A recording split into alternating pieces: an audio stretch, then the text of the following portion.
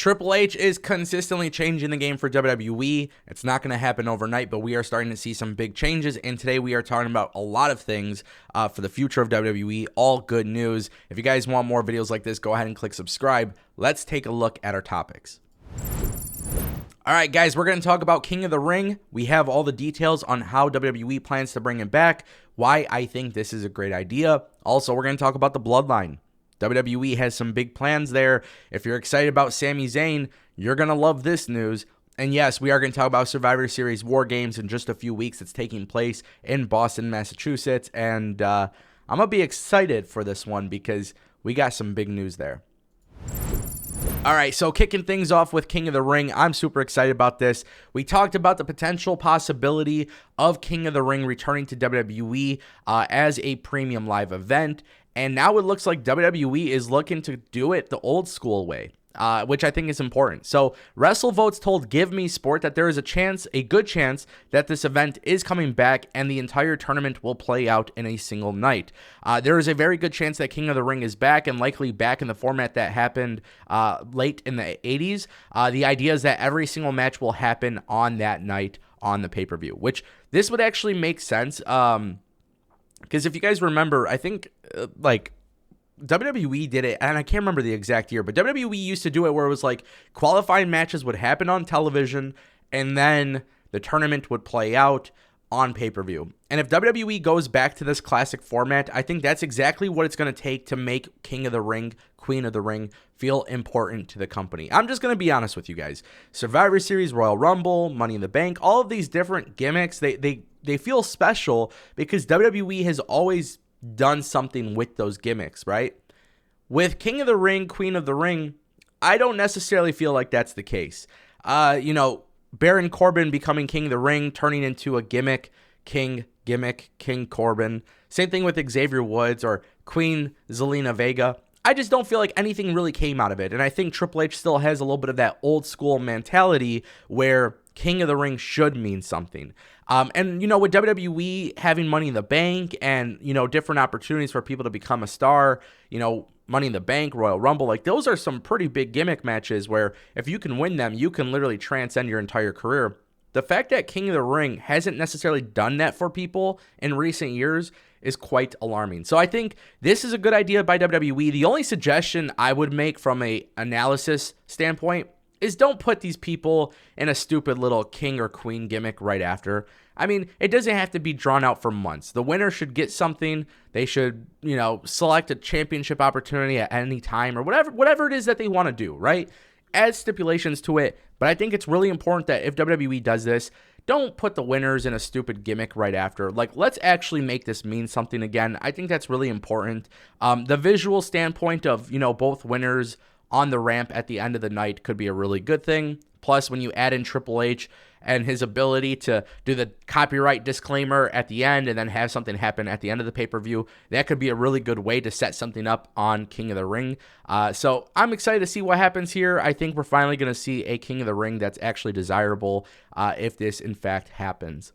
I want to turn our attention to Usi. Yeah, I'm feeling Usi. So, guys, we got to talk about this. WWE filed 2 trademarks. One, they trademarked Usi, and next thing that they trademarked is feeling Usi.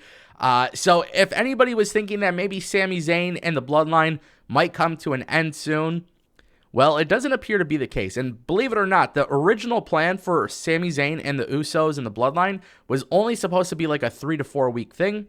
Sami Zayn got this incredibly over, and it's basically being said internally, like WWE has a lot of big plans for this. WWE is going to continue to strike while the iron is hot, and that makes sense. And obviously, when you file trademarks like this, hoodies, merchandise, whatever it is you could think of, this is going to be really, really important for the future of Sami Zayn. And I think it's inevitable, right? We all know at some point Sami Zayn's time as the honorary Uso is going to come to an end. But to me, this is just like really awesome to see that Triple H is, very firm on keeping this going. The Bloodline was one of the best things that Vince McMahon introduced to the WWE universe, but it got kind of stagnant. And when Triple H took over, he elevated the Bloodline with good booking. Things feel important. The wrestling is good. Sami Zayn is entertaining. Guys are breaking characters left and right. I mean, I truly believe that this is my favorite thing happening in pro wrestling today. I know a lot of people are going to agree or disagree. I'm curious to hear your opinions, but I'm entertained by this. I think it's fun. I think it's really cool to add a little comedic twist to a gimmick that is incredibly serious and incredibly iconic. I mean, this is a very historic reign for Roman Reigns. When you add Sami Zayn into the mix, I think it's great. And I think Sami Zayn could eventually be the piece that ends up causing destruction to the Bloodline.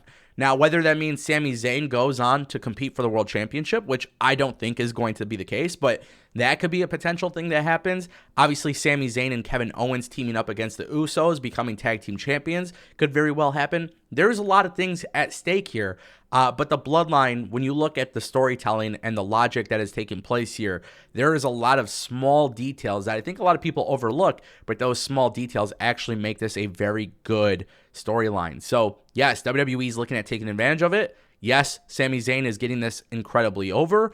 And yes, I think this is here to stay for a pretty long time. And now it is time to talk about War Games. Okay, guys, so this is really cool.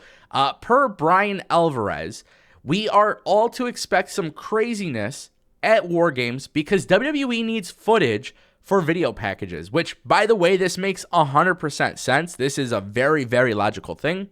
As you guys know, the video footage that WWE has been using is like from NXT, and a lot of people in NXT that are no longer in the company, it's just kind of weird for WWE to use that footage. So the idea here is that WWE internally is planning on making War Games Survivor Series a must-see event, which kudos to WWE if they can do that. I was at Blood and Guts in Detroit, and I saw that live. That was the first time I ever seen a War Games match live. But at Blood and Guts in Detroit for AEW, I was incredibly excited about how awesome it was live. Now, keep in mind, I may have not necessarily agreed with the booking or whatever it may be, but that was a very fun match to watch. If WWE can really add craziness to this match on that level that AEW did. And by the way, NXT has had some very incredible War Games matches in the past. But if WWE can do that for the main roster, I expect Survivor Series to be a very, very big pay-per-view going forward, especially if this is a yearly trend. The idea that WWE wants to take this up a notch and do this kind of craziness and add surprise elements to the match, because that's what WWE is looking at doing here. They want to make a very good first impression for the main roster audience. If they can do that here, I think we're going to see a very different WWE after WrestleMania.